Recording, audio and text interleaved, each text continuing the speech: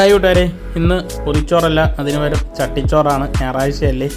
അതോടൊപ്പം തന്നെ നിങ്ങളോട് നന്ദി പറയാനുണ്ട്. 1000 സബ്സ്ക്രൈബറായി നിങ്ങൾ കാരണം. ഇനിയും ആ സപ്പോർട്ട് തീർച്ചയായും കൂടെ വേണം. നമ്മൾ ആദ്യം വെക്കുന്നത് ഒരു തോരനാണ്, ചീമച്ചക്ക തോരൻ വെക്കുന്നു. അത് കഴിഞ്ഞ് നമ്മൾ ഒരു ചമ്മന്തി കൂടി വെക്കുന്നു. അത് കഴിഞ്ഞ് വീണ്ടും ഒരു തോരനാണ്, ചീരത്തോരനാണ് വെക്കുന്നത്. അത് കഴിഞ്ഞ് വെക്കുന്നത് നമ്മൾ കൊഞ്ച് മേടിച്ചായിരുന്നു, കൊഞ്ച് ഫ്രൈ ചെയ്ത് വെക്കുന്നുണ്ട്. അതിൻ്റെ കൂടെ നമ്മൾ ആ തലയും എടുത്ത്, കൊഞ്ചിൻ്റെ തലയും എടുത്ത് വറുത്ത് അതും വെച്ച്. പക്ഷെ നല്ല ടേസ്റ്റാണ്. മസാല ഇട്ട് കഴിഞ്ഞാൽ എല്ലാവരും ഒന്ന് ട്രൈ ചെയ്ത് നോക്കണം. അത് കഴിഞ്ഞ് കൊഞ്ചിൻ്റെ കൂടെ കുറേ നെത്തോലികളും ഉണ്ടായിരുന്നു, അതും നമ്മൾ പറക്കി ഫ്രൈ ചെയ്ത് അതും വെക്കുന്നുണ്ട്.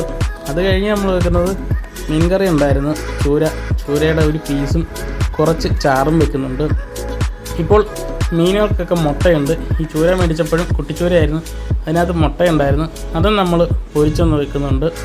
അത് വെച്ച ശേഷം നമ്മൾ വീണ്ടും വെക്കുന്നത് പിന്നെ അച്ചാറാണ്, നാരങ്ങ അച്ചാർ. അച്ചാറില്ലാതെ എന്തൊരു പൊതിച്ചോറായാലും ചട്ടിച്ചോറായാലും ഇതിലൊക്കെ ചിക്കനും ബീഫൊക്കെ വെക്കുമ്പോൾ നമ്മൾ വീട്ടിലുണ്ടാക്കിയതാണ്, നല്ല ടേസ്റ്റുമാണ്.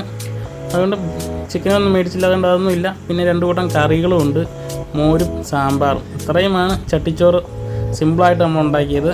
എന്നാൽ എല്ലാവരും ഒന്ന് ട്രൈ ചെയ്ത് നോക്കണം, നല്ല ടേസ്റ്റാണ്. പിന്നെ കടകളിലൊക്കെ എല്ലാം വേണ്ടിയും കിട്ടും. അത് കഴിഞ്ഞ് നമ്മളൊരു മുട്ടയും പൊരിച്ച് വെക്കുന്നുണ്ട്. മെയിനായിട്ടും മുട്ടയാണ് വേണ്ടത്, അതും പൊരിച്ച് വെക്കുന്നു. ഇത്രയുമാണ് നമ്മുടെ ചട്ടിച്ചോറ്. അന്നേരം ഈ വീഡിയോ ഇഷ്ടമായ എല്ലാവരും ഒന്ന് ലൈക്ക് ചെയ്യണം, ഷെയർ ചെയ്യണം, സബ്സ്ക്രൈബ് ചെയ്യണം. എല്ലാവർക്കും ഒന്നുകൂടി നന്ദി പറയുന്നു. ഓക്കെ.